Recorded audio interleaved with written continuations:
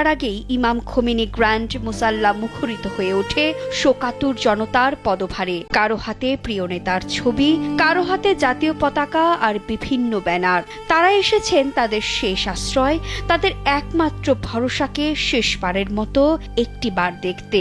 ইরানের সর্বোচ্চ নেতা আয়াতুল্লাহ আলী খামেনির জন্য তেহরানের রাজপথে বুক চাপড়ে চলছে শোকের মাতম।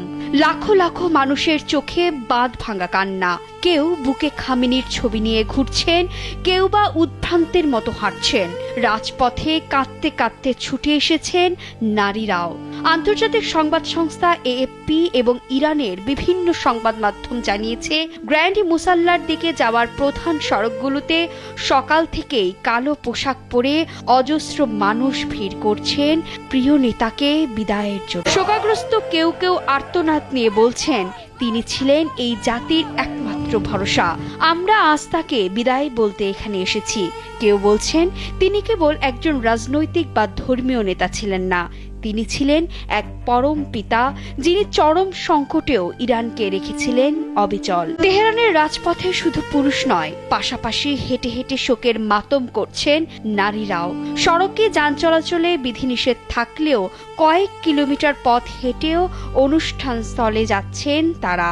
এএফপির খবরে বলা হয়েছে, গ্র্যান্ড মুসাল্লার মূল প্রাঙ্গণে লাল ব্যানার বহনকারী বহু শোকাহত মানুষ জড়ো হয়েছেন।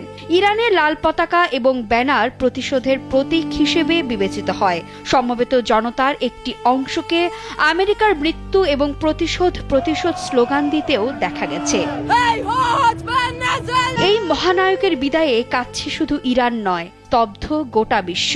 পাকিস্তানের প্রধানমন্ত্রী শাহবাজ শরীফ সহ বাংলাদেশ, রাশিয়া, চীন, ভারত ও ইরাকের প্রতিনিধিরা সামিল হচ্ছেন এই শোকযাত্রায়। আগামী 6 জুলাই গণজানাজা, 7 জুলাই পবিত্র কোম নগরী ঘুরে, 9 জুলাই মাশহাদে ইমাম রেজার পবিত্র মাজার শরীফে চিরনিদ্রায় শায়িত হবেন এই মহান নেতা। গত 28 ফেব্রুয়ারি যুক্তরাষ্ট্র ও ইসরায়েলের যৌথ হামলায় আয়াতুল্লাহ আলী খামেনি নিহত হন। তারপরেই যেন গোটা একটি জাতির হৃদস্পন্দন থমকে গেছে। ইরানিদের প্রিয় এই নেতার পার্থিব দেহ হয়তো চলে যাচ্ছে, কিন্তু তার আদর্শ তা হয়তো রয়ে যাবে প্রতিটি ইরানের রক্তে। বিপুল সংখ্যক মানুষের উপস্থিতি সামাল দিতে গ্র্যান্ড মুসাল্লা কমপ্লেক্সের সব প্রবেশদ্বার খুলে দেওয়া হয়েছে। রাজধানী জুড়ে বিশেষ নিরাপত্তা ও ট্রাফিক নিয়ন্ত্রণ ব্যবস্থা চালু করা হয়েছে।